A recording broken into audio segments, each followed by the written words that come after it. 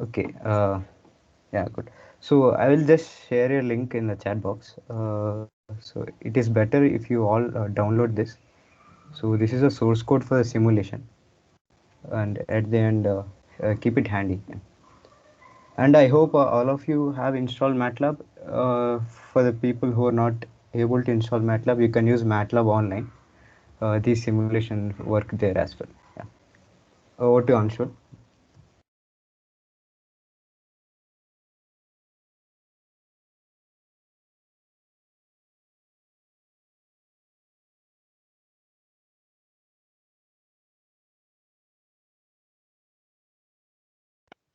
Hello, people. Like, I'm Anshul, E20, BTech second year, and today I'll be presenting you with the the basics on will how simulations work and how we'll be using it in the simulation of our robotic hand. So, who else is better than Doc Ock to introduce us to the topic that is robotic hands? Like we all saw the movie and he used the four robotic arms who had AI built in and could do anything that he wanted. But later it turned out that those AI robot hands uh, started controlling him instead of himself, controlling the robot hand. So, like the robotic arms shown in that movie were too too advanced from the time. Coming to the more realistic version, we saw one in Iron Man movies. Like this, we saw in Iron Man movie, Iron Man 1, Iron Man 3. Like this is close to the reality which we live in. And we find these robot arms used in industries for various mundane tasks, which we shall touch upon later. So like the concept of robotic arm exists in sci-fi as well as in reality. So now today we'll not be doing some thing in a lab where we'll be building physical, but we're working on a simulation. So here's the definition of simulation according to Google. It is the imitation of a situation or a process. Uh, the definition which we would focus more on is the production of a computer model of something, especially for the purpose of study. So our topic is a robotic hand. So we'll be dealing with it.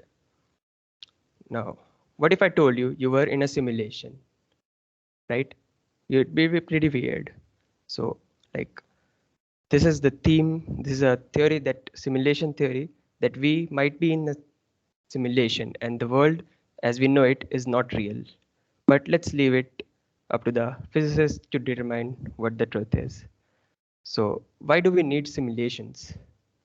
Uh, can someone in the audience tell us, like, we can build robots by hand, so why do we need the simulations in the first place?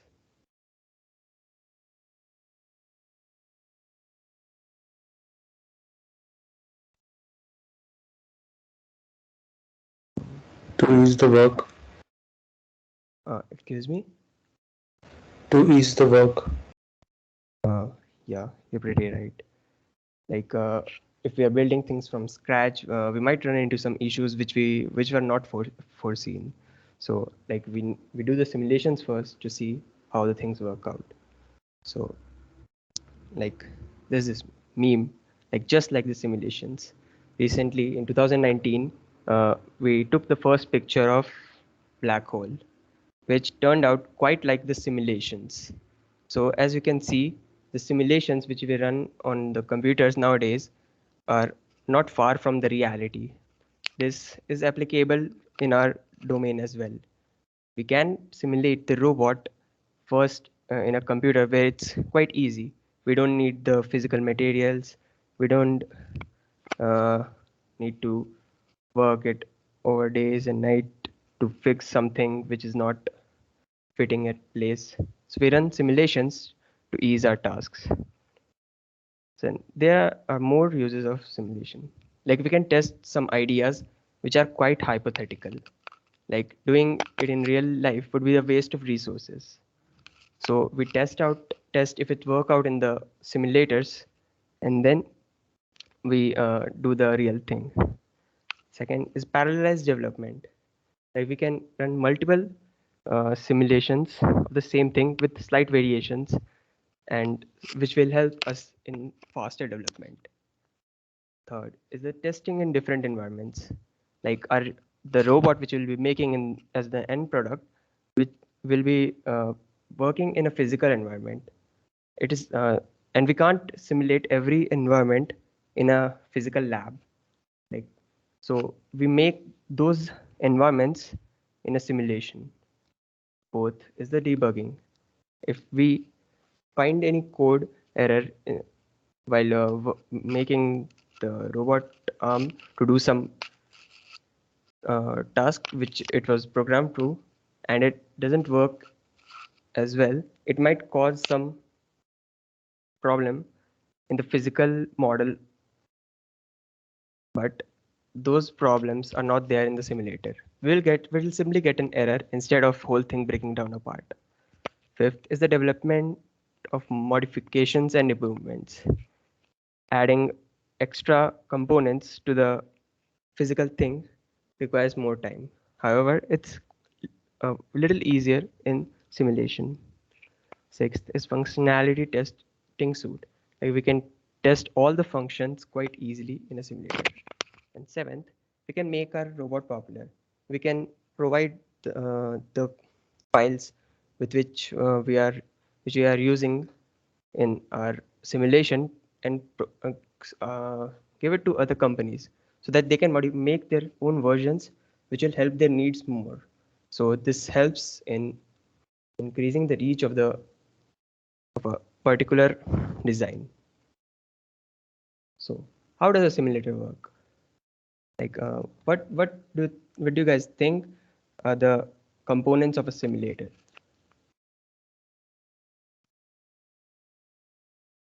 Like, can anyone suggest or tell what are the components that we require in a simulator?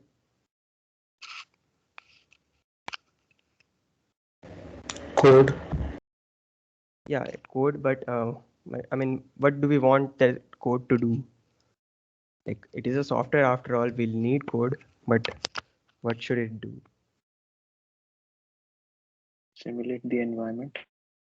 Yeah, you're right. That's one of the things I use. Okay, we have four main parts of a simulator. First is robot prototyping. Now, this means designing the initial structure of the robot, how many degrees of freedom it will have, what kind of task we are focusing it to do. So it will have a URDF file and CAD model basically. URDF file defines the orientation and positioning of the hinges and joints, and CAD model is the physical appearance of how will the robot look.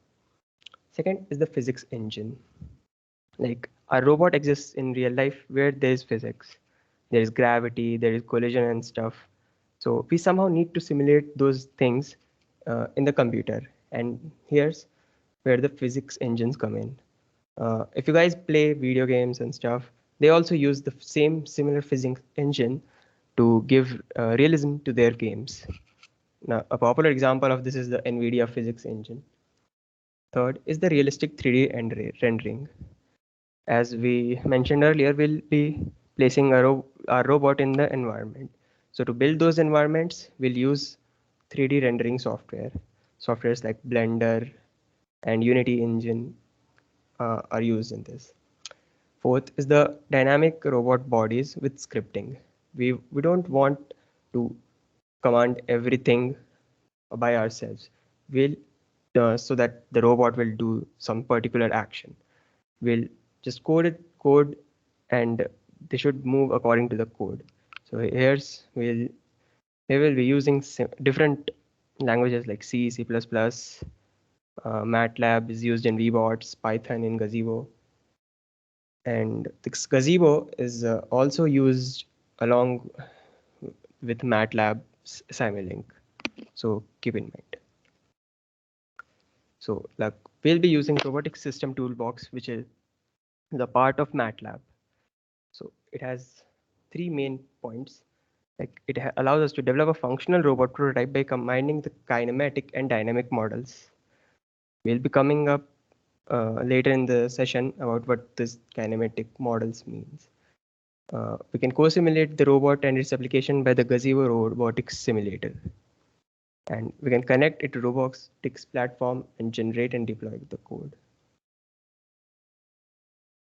Simulink is a uh, graphical programming language.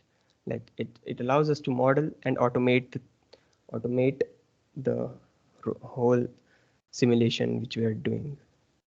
Uh, it is a component which we'll be using in our MATLAB simulation. It allows us to optimize the parameters, create new blocks. These blocks are basically piece of code uh, which are written to do a certain task. Write tests and automation scripts, run thousands of simulations in parallel, and analyze simulation results. NVIDIA Isaac is another similar software, but it has bigger system requirements. It is used in industries and stuff, but we'd like to give a quick overview of how it works. Like this video shows the model, the robotic arm model in which has been rendered in NVIDIA Isaac.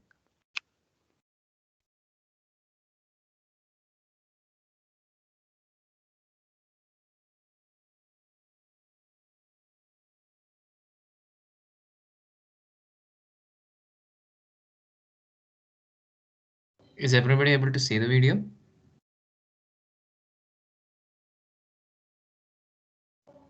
Yes.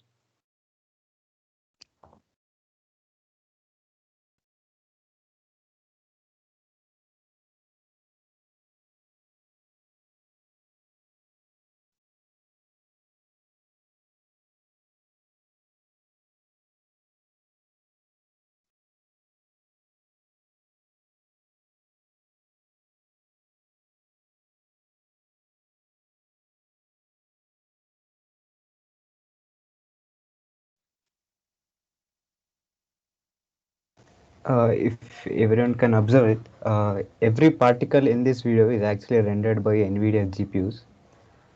This is a good platform where you can also check it out and try out your own stuff as well.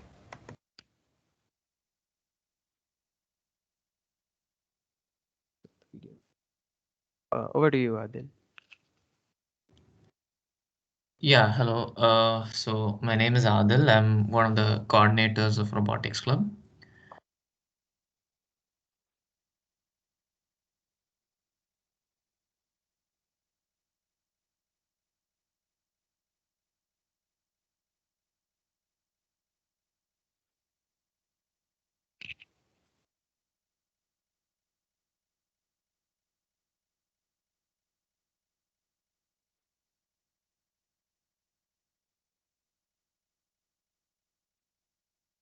Hello. Adil, you're on mute. Yeah, is my slide visible? Are you presenting now? Slide hasn't changed.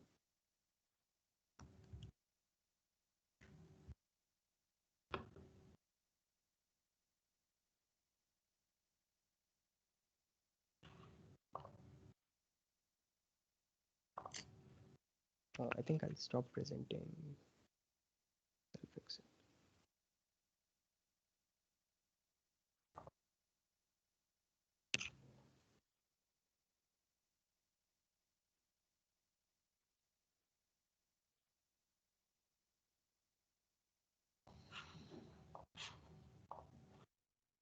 Is my slide visible? Hello? Yes, Adil. Sure. So let's do a simple 101 of robotic arms. So a robotic arm is just a programmable mechanical arm, and it has both similar function and appearance to a human arm, hence the name. So this robotic arms are as you saw in the video, it's very extensively used in the industry, and it can automate a variety of mundane or hazardous tasks That way, not only can we reduce the amount of manpower needed for these tasks, we can also make sure the people working are not exposed to hazardous things that might be there in the industry. These include palletizing. That's just essentially placing boxes or items onto a tray or carton and arranging it so as to make sure that the space is maximized. Material handling, that is to handle the materials that are needed in some manufacturing process, pick and place operations, welding, and inspection for any defects or faults in the final product. All these are terms and operations that are done in in logistics, and they can all be automated using robotic arms. Typically, a robotic arm will be mounted onto a base. Now, this base can be stationary or it can be moving. It might have wheels to move it straight, or we can attach a motor to rotate it. It will contain multiple joints, and each joint acts as an axis, and it allows some degree of movement. Degree of freedom is a term that you will hear very often when describing a robotic arm. So that just refers to the number of independent parameters required to describe the current configuration of the arm. Usually these parameters are angles. So the angle of rotation of a link at some moment of time basically gives an idea of the different ways in which a robotic arm can move. So more than as we add more joints, so in each joint there will be a motor. So that means more degrees of freedom, more ways in which the robot can move. Moving on.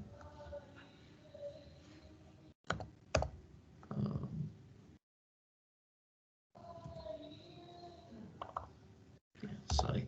So these are some of the robotic arms commonly used in various places. The SCARA arm.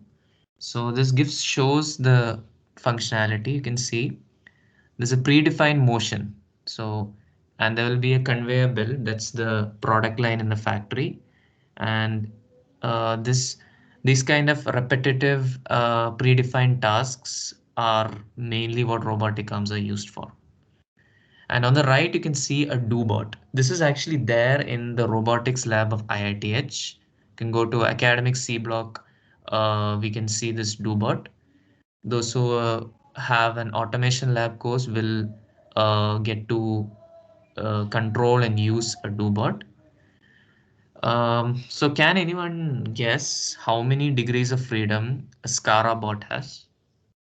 Like in just count the number of joins, the number of ways in which movement can take place. Can anyone take a guess? 3. You're close? No. 5. No. 6.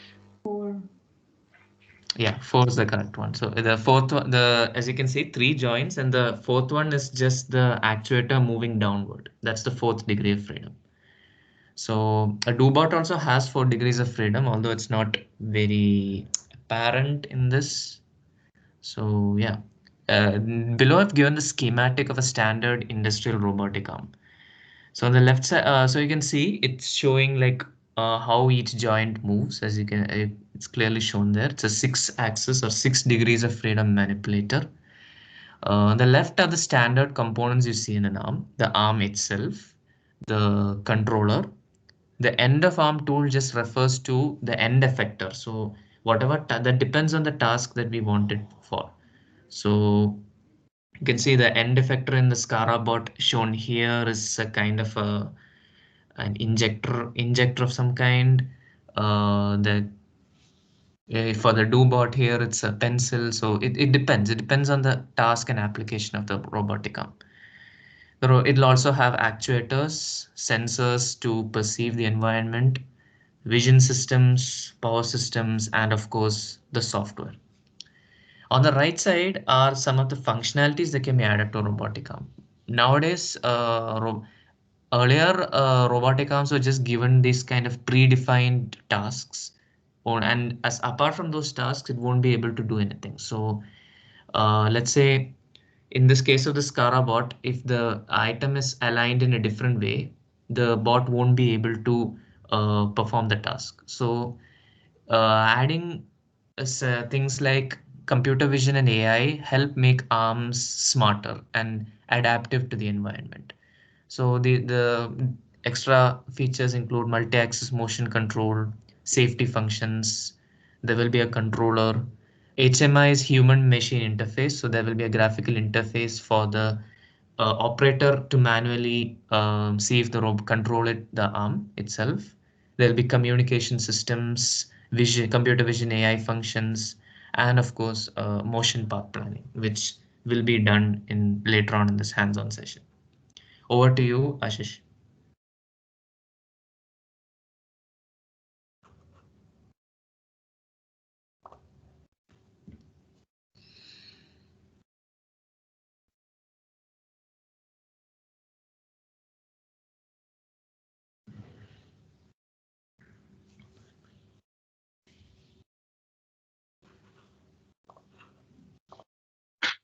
Hello, I hope I'm audible. So, yeah, we have seen previously how and why robotic arms are very useful in industries nowadays. They help in automating a lot of things. So, now we are going to see what makes robotic arms do so. So, this is nothing but mathematics behind the robotic arm. So, now we are going to study the mathematical model behind the robotic arm. So, why do we need mathematics actually? So, can anyone name one field where mathematics is not required and still we are able to achieve the output?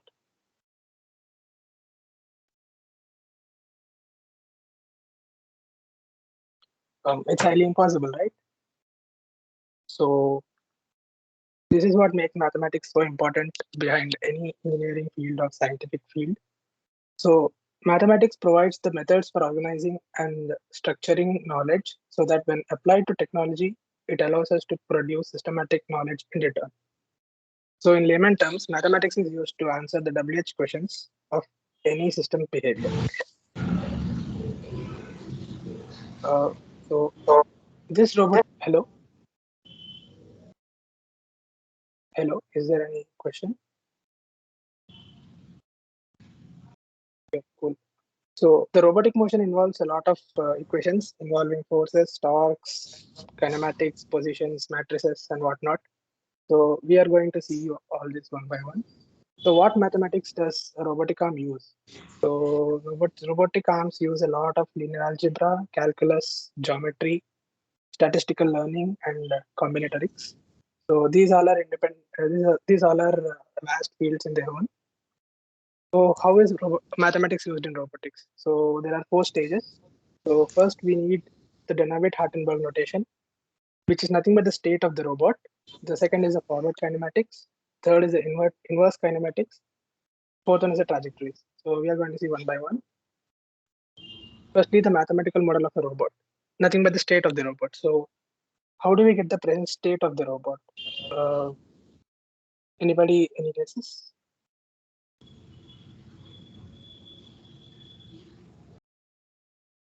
Hello. Using the position of the joints, joint angles, those things. Yeah, well said. So we actually measure the angle which is rotated by the joint and the position at which the joint is present in the 3D space. So basically, a robotic arm consists of many joints which are categorized into two types, basically prismatic and revolute joint. Prismatic joint is nothing but which allows linear motion between two links. So two links can move linearly using this joint, and the revolute joint, two links can rotate with respect to each other about the joint axis. So revolute joint enables rotation and prismatic joint enables a linear motion between the two links. So a systematic way of describing this geometry of links and joints is called as Denavit-Hartenberg notation. This actually gives a state of the robot, which is currently in. This theory was developed by these two scientists, Denavit and Hartenberg. So we previously saw what is the degree of freedom of a robotic arm. This is technically the number of prismatic and revolute joints present in the robotic system. This is technically the number of modes which a device can move or rotate, whatever. So yeah, these are examples of a robotic arm. This beside the left picture is the 6 degree of freedom robotic arm. It can rotate about the joints, but uh, the right robot is a 5 degree of freedom robotic arm.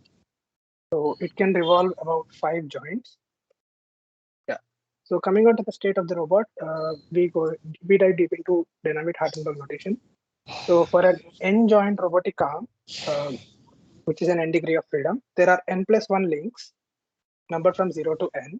So link 0 is nothing but the base where the arm is connected to, and the link n is nothing but the end effector, which carries a tool related to the operation which the robotic arm is assigned for. Link is defined by two parameters, length and twist. It is nothing but the length of the link and also the angle rotated by the link. Joint is defined by two parameters, the link offset and joint angle. So there are five technical parameters involved with dynamic Hartenberg notation. So these are the five parameters. Uh, Joint angle, link offset parameterize the joints, and link length and link twist parameterize the link. The joint type is nothing but whether the joint is prismatic or revolute. So how do we get the state of the arm? So we need to use some transformations, which involve some translational matrices and rotational matrices. So yeah, translations in a space.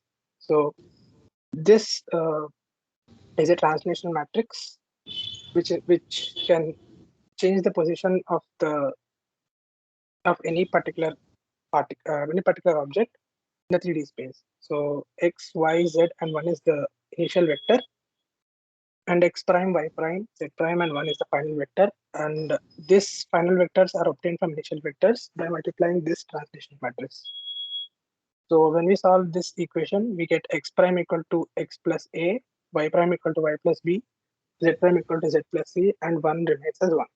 So we saw that the object is displaced about the three axes. Now, if you want to move this about a single axis, we can make the other two parameters 0 and we'll get motion around about a single axis itself. Now, coming on to rotation, this is a bit more complex than translationals. So we tend to use only one rotation at a time about an axis. So here are the given equations. So these matrices correspond to rotation about z-axis, this about x, and this about y-axis. So when we substitute these matrices in this above equation, we get this scary looking matrix, which corresponds to the dynamic Hartenberg notation between joint J and joint J minus 1. So this is how we calculate the relative positions of the joint when compared to the links.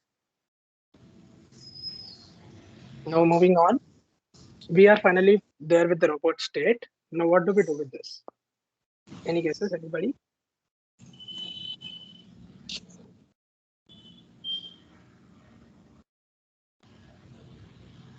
Hello?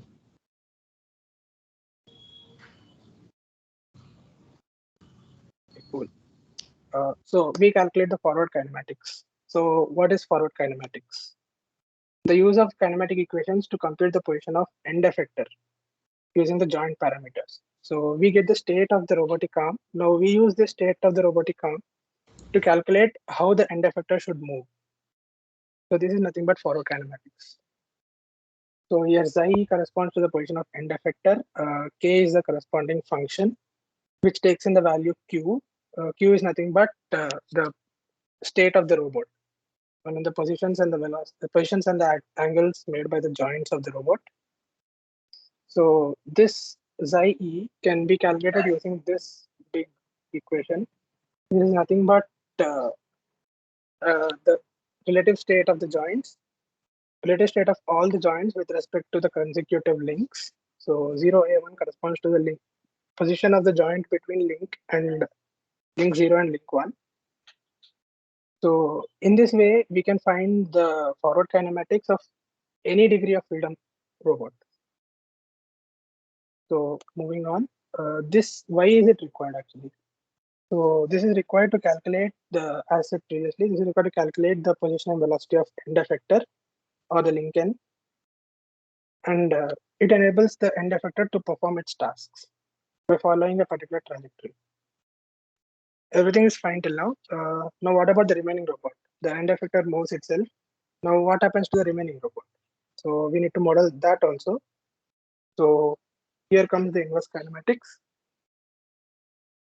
So inverse kinematics is nothing but calculating the positions of the rest of the joints of the robot given the end effector position.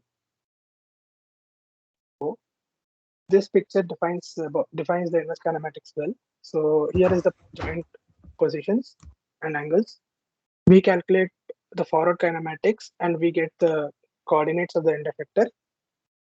Now using this coordinates end effector, we use the inverse kinematics model to generate this joints angle. So it actually decides how the robot should place so that the end effector is in a particular position. So this is a similar picture to the previous picture with the help of a robotic arm. Yeah. So how to find them? It's rather simple, at least the equation. So Q equal to K inverse of end effector position. But it involves a lot of mathematics, advanced mathematics to model the inverse kinematics model. Okay, now why is it required?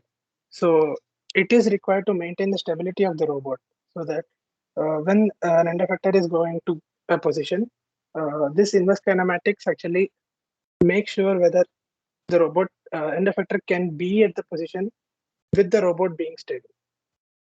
So if this model fails, the end effector cannot reach that position in order to maintain the stability of the robot.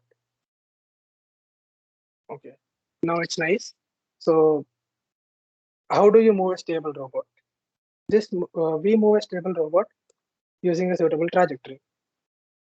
So what are trajectories?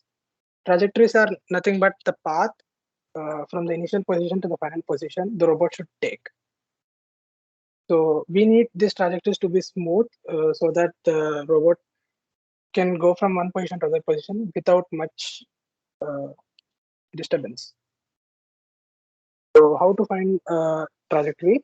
So there are two approaches to generate a smooth trajectory. One is a joint space and one is a Cartesian space trajectory.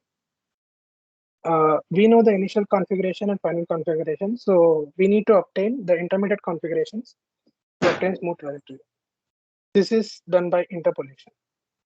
So there are many types of interpolation done in robot path planning. So some of them are shown here: bilinear, cubic spline, fuzzy error interpolation, polynomial, and piecewise. There are many more interpolations, and this is an area of research. Okay, now we come to orientation of the robot. So what is orientation of the robot? Anybody?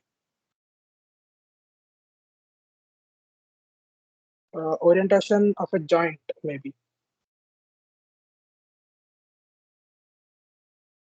So You guys can if unmute or use the chat box.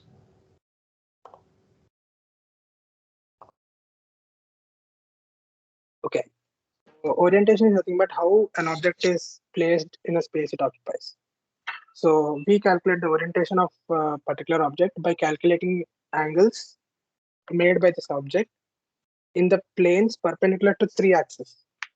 These three axes are called yaw, pitch, and roll. So these angles are calculated and it gives the orientation of a particular object in the 3D space. So why we require orientation in robotics? So as you answered previously, this is used to calculate the forward and inverse kinematics and trajectories of the robot. So this orientation of each joint is calculated and this kinematics and trajectories are computed. How do we measure this orientation? So as mentioned here, we use a gyroscope and also we nowadays you are using an inertial navigation unit, which is also a form of a gyroscope. So this gyroscope is a device used for measuring and maintaining the orientation. It is used in INUs, aircraft consumer electronics and robotics, of course. Now we need to see about an important problem in measuring orientation. This is called as a gimbal lock. So gimbal lock is nothing but loss of a degree of freedom in a three-dimensional space. So as we can see in the Jiffy beside, so the pink and the green rings are aligned at a particular position, and the aircraft cannot move in an cannot rotate about another axis except for the vertical axis. So this is nothing but a gimbal lock. So when mathematics is done for the joints, when this gimbal lock is achieved, uh, the computer simplifies the state of the system and it reduces a dimension for simplicity. So this actually causes a loss of information, and a degree of freedom will be decreased in case of robots. So in robotics, this is generally called as wrist flip.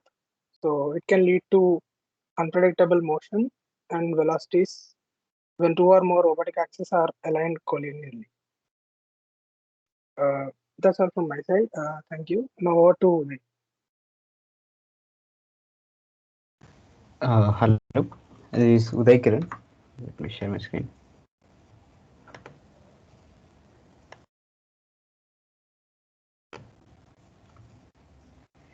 I hope it is visible. Mm, Yeah, it's visible. yeah.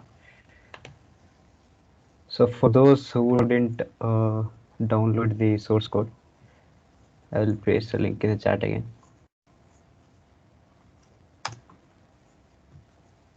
Yeah. So please download that, and yeah. So when you download and open, there is a file called robotic_arm_simulation. Can anyone confirm whether they are able to download the file given in the chat box?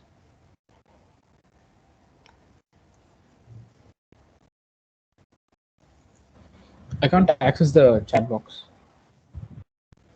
Yeah, even I'm able to access. Okay. Oh. Okay. Maybe you can just speak up, unmute and speak up. Okay. So I hope everyone has downloaded this file. Uday, So.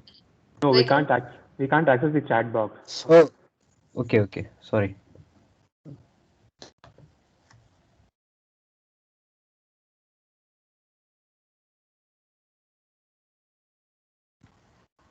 Just a minute, guys.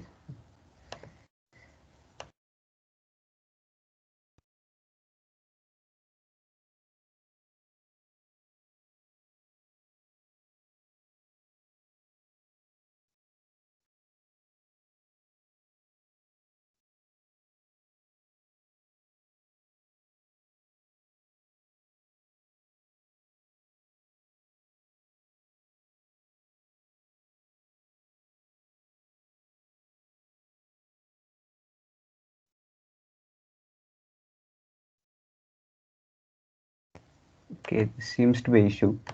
Maybe I'll just show you the link. You can just go to this link. So you can just paste this link. Then you can see a checkbox called code. Then here download zip, and it downloads. Then just Can you share the link through the mail thread? yeah.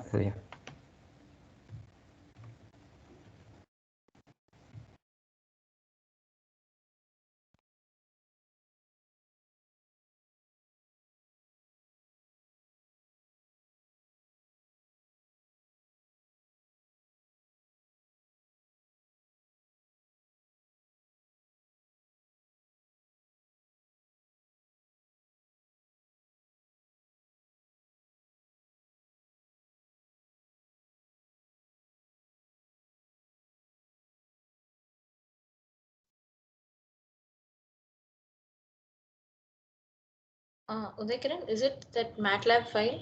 Uh, Yes, it is a MATLAB file. I have shared the link in the mail thread.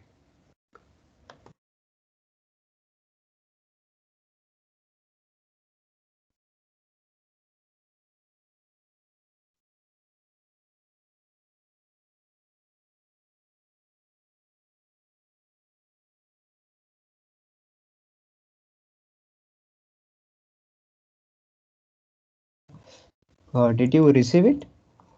I think it should be there now.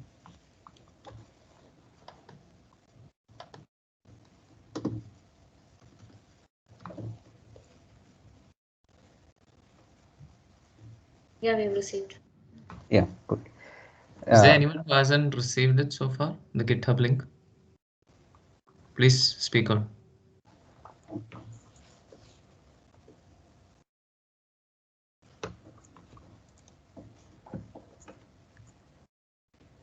okay. So please download that MATLAB file, and yeah. So I have segmented this MATLAB file into various segments where, in a part where we import robots. So it can be quite cumbersome when you run the whole. To run this file, to run each cell of the MATLAB, so what you have to do is either go to this option called run section. Otherwise, you can use the shortcut Control Shift Enter. And yeah, so this is to clear all variables. Now MATLAB has inbuilt URDF files, so we need not go through the torture of writing our own URDF files. Or when if you have expertise in CAD modeling or any of such kind, you can actually model your robotic arm.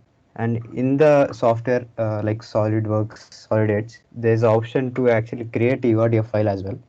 And you create that URDF file and import it here for simulation. And before running all this, I hope you guys install the toolboxes required. The required toolboxes are a SimScape multibody and a robotic toolbox. So these should be installed. If you didn't install these toolboxes, then I would suggest you to open MATLAB online. It already has inbuilt installed toolboxes. And this SimScape multi-body toolbox is for actually importing robot models and doing physics simulation. And robotic system toolbox is for actually doing inverse kinematics and kinematics. Yes. Yeah. Now let's run this section load robot. So here is a VWER. So this is a robot. So, so you can see a robot being shown here, and you can go to this option called rotate 3D. Just align it so that you can see all the joints. And this is a 7 degree of freedom robot. Yeah. So and and here you can see various body names be here being printed. Or to actually see what are those names, you can go to each joint or link. Just click on it. You can see the body name and type of it. As Ashish explained, there are two types: revolute and prismatic. And this is the end effector. End effector is something which is a end part of robotic arm, which is used to interact with the physical environment. And yeah, you can see the intermediate nodes also. Yeah, so here this section called define waypoints. So waypoints are just intermediate points in the trajectories. So we need to define few waypoints. So this in this case here for simulation for purposes, I'm just defining my own waypoints and waypoints velocities. Say you are doing a custom task where suppose you are using a ROS and you're detecting something through a camera which is outside, and you define a trajectory in that system, and through ROS you can actually port it onto this MATLAB, then also and do the process again. Yeah, so these are random waypoints. You can also create your own. Just type in the coordinates where to where the robot should navigate. And yeah, so in this case, I will just demonstrate a pentagon and just run this section. And yeah, as Ashish explained, we need a trajectory. to tell robot where to move. So we just create a time, time points. Then there are different kinds of interpolation. Say I have, in this case I have just given uh, around uh, so actually only 6 points, 6 intermediate points. So what about the, so since we are in a continuous world, right? So we also need to interpolate the points between these waypoints as well. So there are various techniques to do that. Uh, Few famous ones are trapezoidal interpolation and cubic interpolation. So the problem with trapezoidal interpolation, as the name suggests, the velocities and accelerations are in the form of trapezoids. So there will be sudden movements in the robotic arm, and so it depends on the use case. How do we use that? And yeah, so in this case, I am just doing a cubic interpolation. And can anyone tell me, if I use a cubic interpolation, so what would be the waveforms in velocity and acceleration? I mean the polynomial order.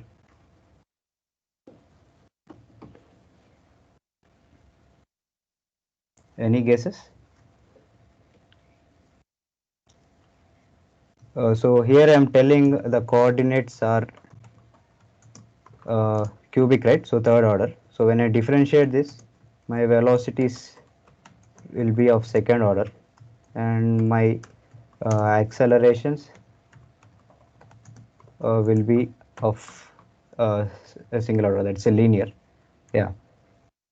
So that's advantage. Here there won't be any sudden spikes or something like that.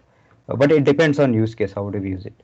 And here we are just creating 10 intermediate points, and so this rendering the inverse kinematic model takes a lot of time. So keeping in that consideration, I'm just doing for very limited time. And now yeah, so this function cubic polytraj takes waypoints as input and the time and the velocities. Note that for trapezoidal interpolation, we need not give velocities. Just waypoints are enough. But for cubic, as we know, it is a second order. It also needs to fit, parameters suitable to the velocities. So we need to give velocity as well. And now when we run this cell, you see a pentagon being created here. So, is anyone facing problem? Everyone has come to this cell? You can just move around. Just keep it so that when we are gonna make this bot move, you should be able to see the movements. Yes. Yeah. Now coming to, so we have made a trajectory, and now we have to compute the inverse kinematic model. So each robot, this robot has its own defined links and joint. If you want to go through them, what are this? Just to go to this workspace and open this robot variable, rigid body tree. If you can click on this, you can see a help checkbox opening up by MATLAB. Yeah, so you can write your own URDF file depending on your use case. And here is the base and all its mechanical properties like mass, center of mass, inertia, everything is defined here. You also need to do the same when you're defining your own model. Yeah, so and we just use inbuilt model for sake of easiness. And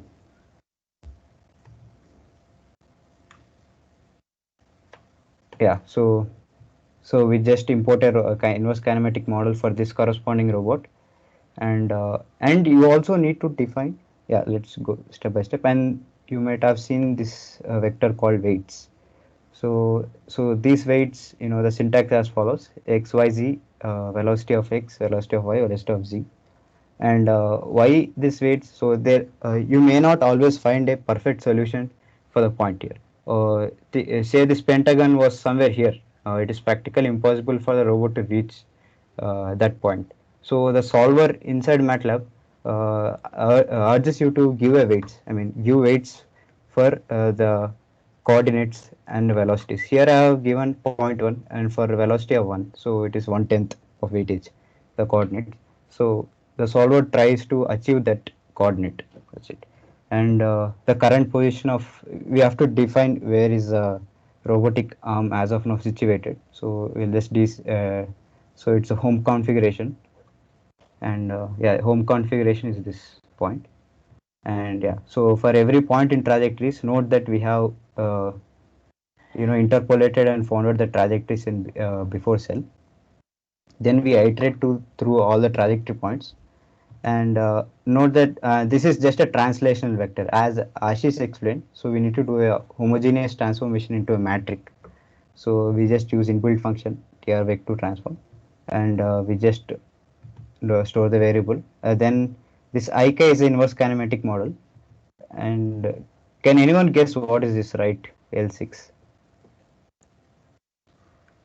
You can unmute and speak up.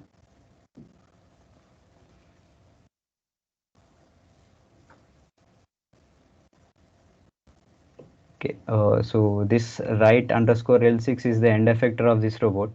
Our task is to make this end effector to follow this trajectory. Yeah, so we can make even this joint, which is somewhere at here in this joint, also move along this trajectory. So we need to define. So this is some kind of flexibility given to us, MATLAB users, by MATLAB to actually define our own joint to interpolate. So if you give this right underscore L6, then it makes this end effector to move along this pentagon. Meanwhile, also rendering the required orientations for intermediate links and joints. That's good. And now we find the solution for that. And yeah, current position, and give the transform vectors input and weights. And we update our current position every iteration because the robot keep moving, right? So you can run this cell. It may take some time. As I told, this inverse kinematic model is a bit complex, and it's up to us which how we define our own solver, or even we should keep in mind how many trajectory intermediate points also we should render.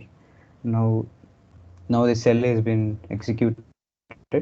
Now this cell is for visualizing the motion. So now that we have stored all our solutions in this variable, now we just make the robot move given the solution, and we pause it for 0.1 second, so just for video visualization.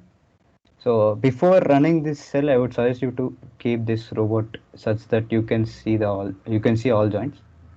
Yeah, because after this you may not able to you know uh, change the configurations. Yeah, then run this.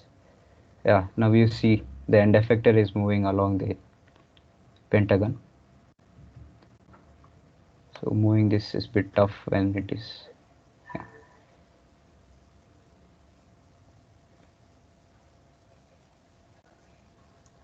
yeah, it has come to same position.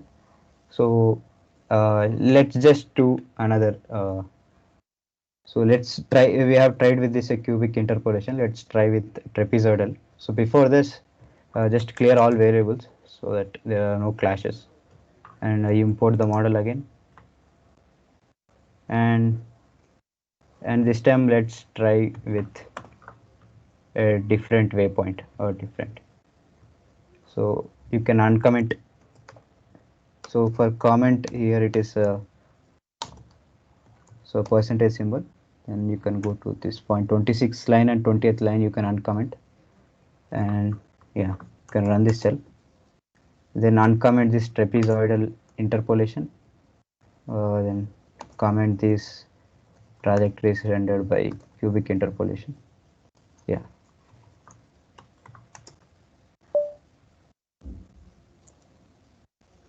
okay, sorry, you on 40. Yeah, you see that a square is here, so it should follow this path. A trapezoidal interpolation is very simple. So that's why we see a perfect square here, whereas when in the pentagon case you see a smooth transition. So that's why people prefer cubic interpolation over trapezoidal interpolation. But trapezoidal interpolation is computationally very cheap and implementable. Now in the same way, now we compute inverse kinematics for this.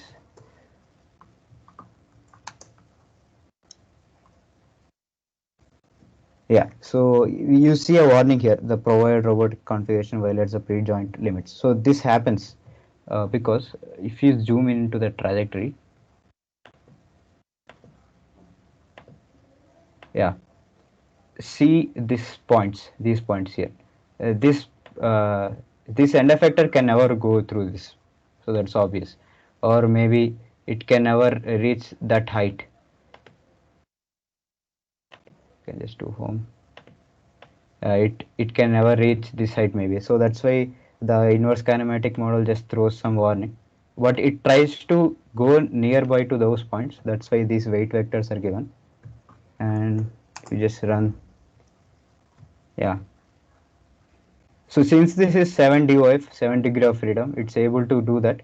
If it was a robot which was just 2 degree of freedom or 3 degree of freedom, it will not. So since this has many joints here, so it's able to change its position quickly and follow the path. Yes. Now I would like to demonstrate the velocity profiles, like how in real time these are, you know, actually varying according to time. Now I'll just run this cell which is at 120. Yes. Yeah. So this is cubic interpolation. Note that our points. So our waypoints are here. So it starts from 0, 0, 0. Yeah. 0, 0, 0. And we see a smooth transition in coordinate and a cubic. So as I told, it's a quadratic. So between waypoints, it tries to fit a quadratic function, and the differentiation of that is just a linear. You can see here as well. So this is cubic interpolation, and so let's just compare this with the trapezoidal interpolation.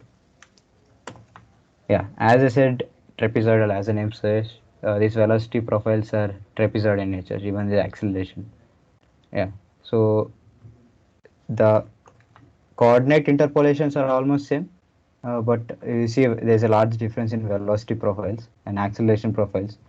So the robotic arm may give jerk movements using trapezoidal interpolation, but in hardware it is easily implementable. Yes, so that's it from hands-on side. And there is another thing I would like to demonstrate. So this is one of the robot I have shown. So there are many robots.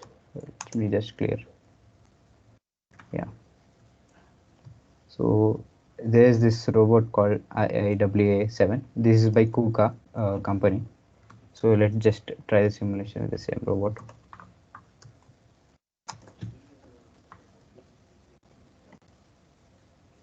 Yeah.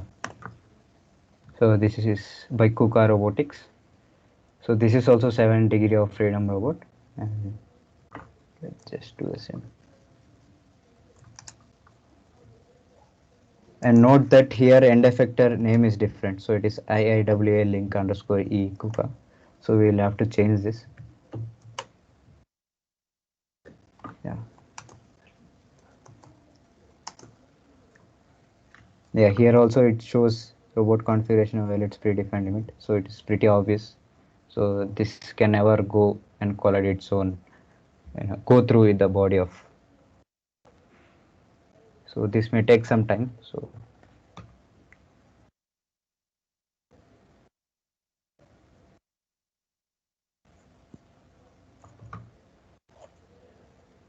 yeah, that's finished. Then just render the simulation. Yeah.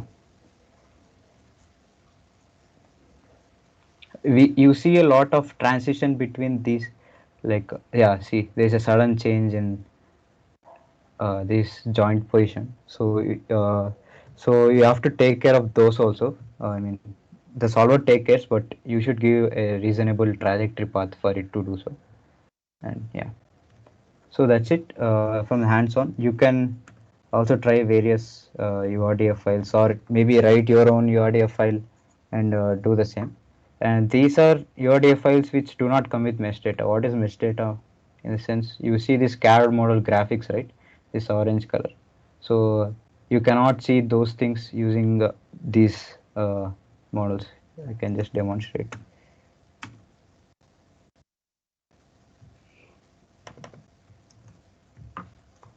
Yeah.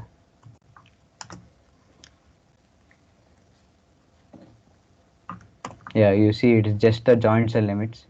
There is no graphic visualization. So one disadvantage with this is you cannot verify whether the robot arm itself collides with its own, body parts. Yeah. So you have to download mesh data for this. It is available in MATLAB online. You can just do that. Okay. Yeah. That's it from robotic arm simulation. Do you guys have any doubt? Is everyone able to follow? Or did you run into any issues while running the MATLAB code?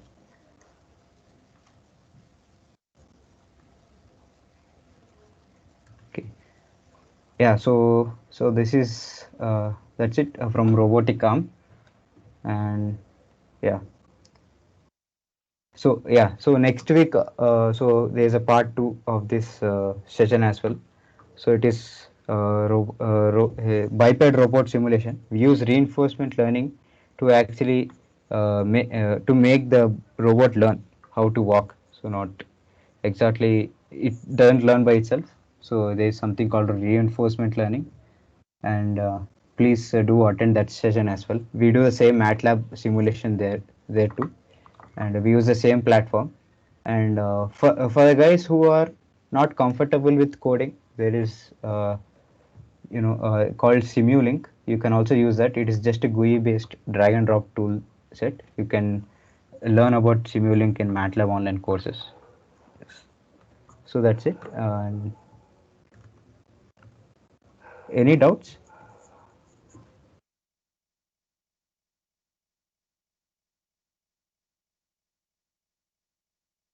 Since you guys cannot access the chat box, so we will just share a Google form link.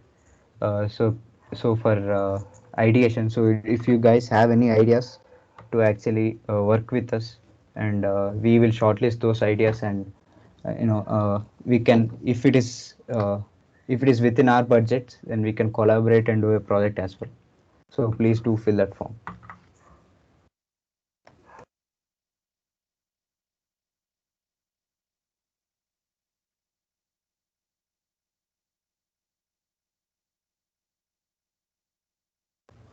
So most of you will be having doubts how to join this robotics club.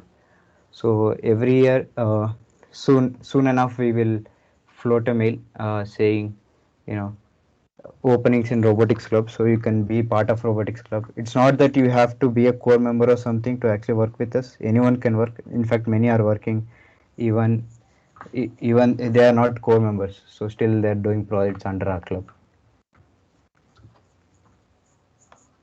In the upcoming months, we'll also be participating in a few external competitions and exhibitions. So keep your eyes open for mails related to that. So one thing, I think like in December or something about Robocon, there was some mail. So you people are working on that also for that contest. Yeah, we are assembling a team right now. So